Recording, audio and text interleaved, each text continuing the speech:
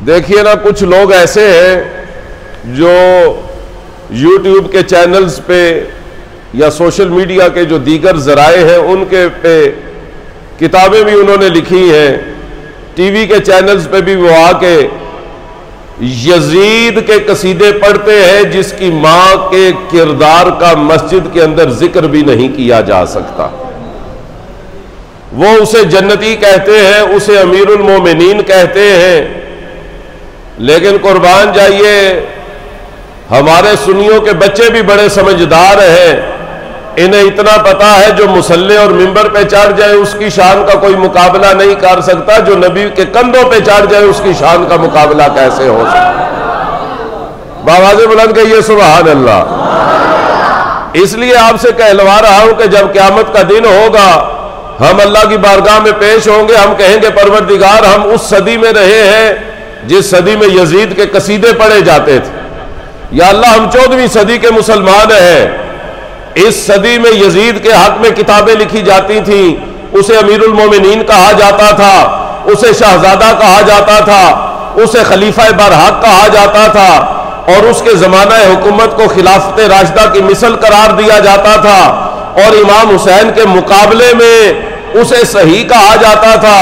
لیکن پروردگار وہ زمانہ جب یزید کے قصیدے پڑھنے والے بڑے بڑے مولوی آ کے ٹی وی چینلز پہ اور سوشل میڈیا پہ آ کے اپنے علم کے جلوے دکھا رہے تھے، ہم اس وقت بھی سنوال شریف کی جامعہ مسجد میں بیٹھ کے تیرے ایک صوفی بزرگ کے عرس کے موقع پہ امام حسین کی شانیں سن سن کے سبحان اللہ کی صدائیں بلند کر رہے ہیں۔ اس ضلالت کے دور میں بھی اللہ نے ہمیں امام حسین کے ماننے والوں میں رکھا ہوا۔ اللہ نے قرآن پاک میں فرمایا فَاجْتَنِبُوا الرِّجْسَ، گندگی سے خود ہی دور رہنا۔ شرک گندگی ہے، زنا گندگی ہے، ہر گناہ گندگی ہے، دیگر ظاہری نجاستیں وہ بھی گندگی ہے، نجاست حقیقی ہو یا حکمی ہو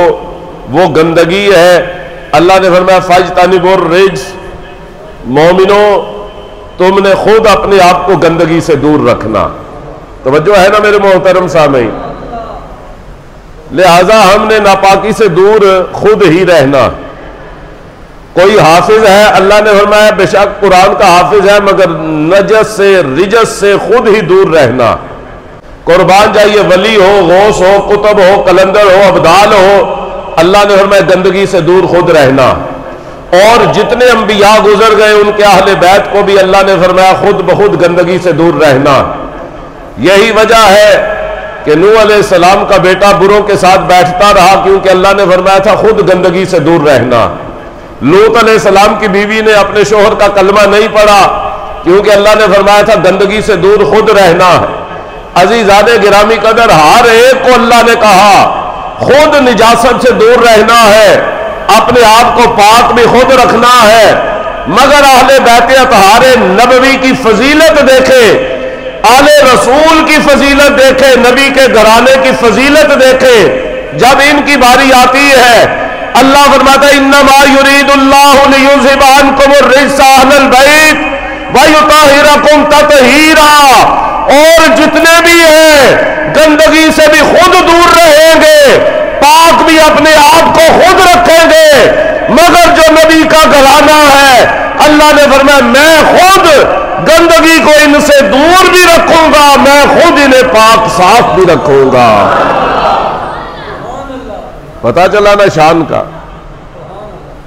ان کی پاکی کا خدائے پاک کرتا ہے بیان، آیا تطہیر سے ہے ظاہر شان اہل بیت۔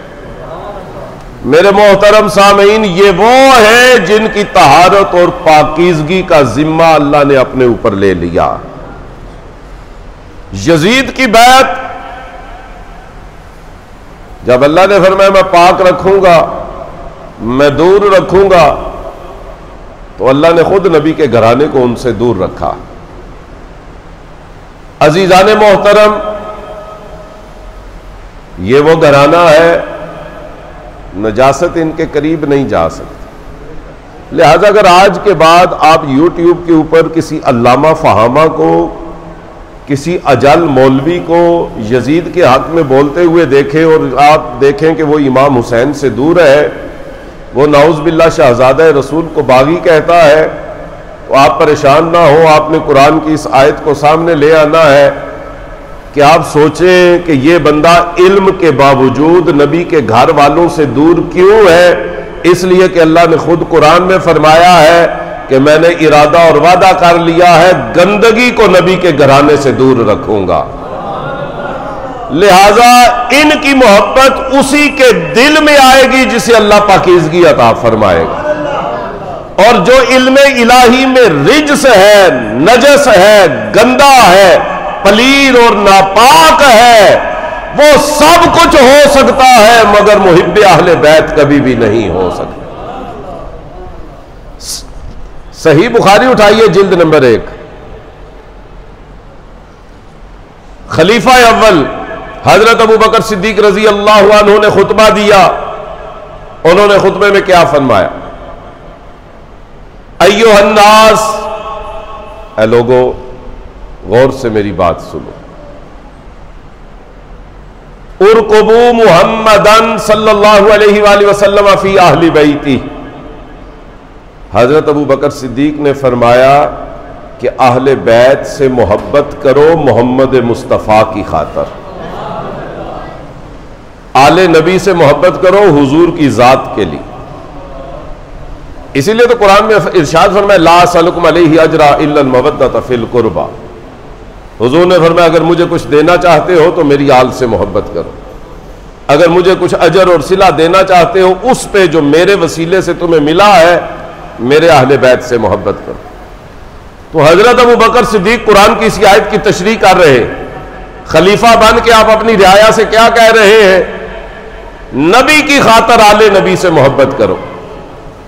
رسول کی خاطر آل رسول سے محبت کرو۔ پتہ چلا